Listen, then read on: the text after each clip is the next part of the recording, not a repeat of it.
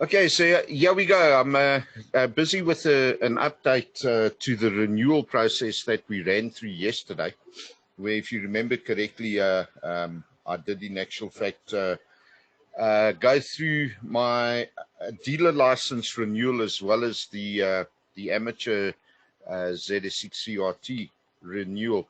What I'll do is I'll just quickly share the screen, and you'll see that what in actual fact happened is that there is a little bit of a change during the course of yesterday evening. What happened was we received a couple of emails, and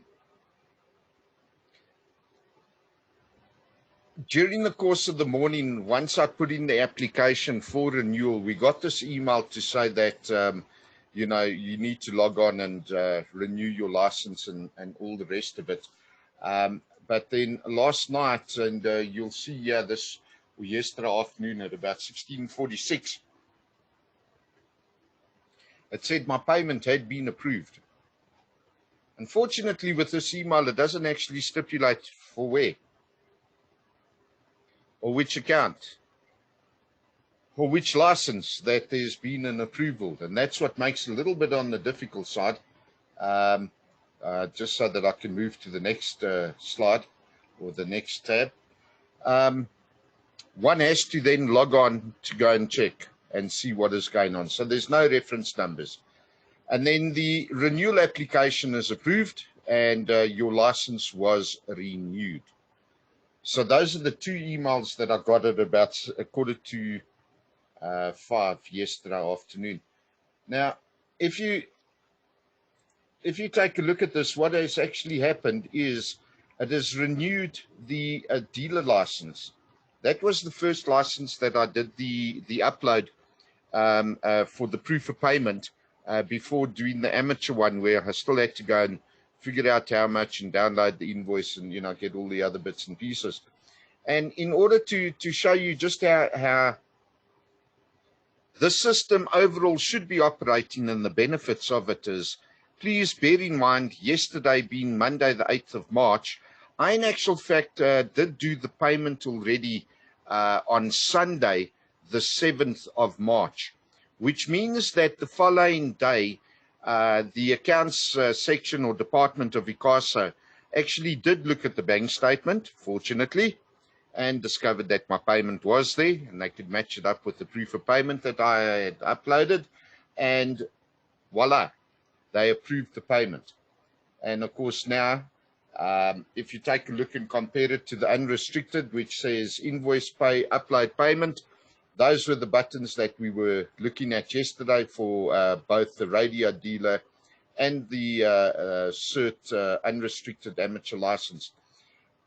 Now that the payment has been approved and the license has been renewed, we in actual fact get a download button or link, of which again we can in actual fact save it to our PC, and when we open it up, you will in actual fact see, there we go, license number valid to that date 1 year down the line.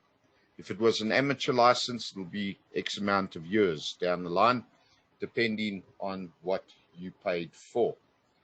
All right, so as you can see, this does have some advantages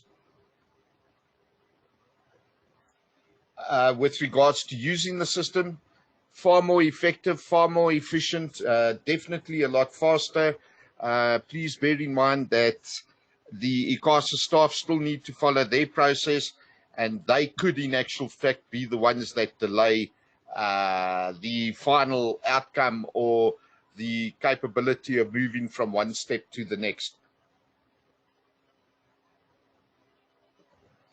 Now, I actually want to add an additional update. I know I said we'll do it on the renewal, and yesterday, while I was busy discussing the legacy license versus the new license, again, to remind you, the legacy license, that's the old format with the old account number, and of course the new license has got the QR code in the top left-hand corner. I did in actual fact stipulate yesterday that I wasn't sure as to what would in actual fact happen if we scanned that QR code itself. All right, so basically what I did last night during the time of sort of preparing other videos for the iPhones and tablets and mobile devices, I decided to take my phone and naturally scanned or took a photograph of the QR code on the phone. The phone said, okay, well, you need to open this up on the online.ICASA website. And what actually did happen there was I clicked on it, phone opened. It wanted me to log on to our standard ICASA logon screen. However, it did not take us into this manage section. All that it produced was quite simply that display, nothing more. No additional information, doesn't reveal any personal information. It just says that that license number expires on the 1st of April. And of course, because I renewed on Sunday until next year, 2022. So I thought I'd just give you an update on what happens if you do scan your QR code. Okay, so there it is. We're going to end this video. This is just purely that renewal update. I think that once the amateur renewal is completed, I probably won't come back and do another update because it's going to follow exactly the same process. If, for example, it doesn't, then I will do an additional insert or a second update to the renewal process. So let's move on. We will be looking at the other videos now as well.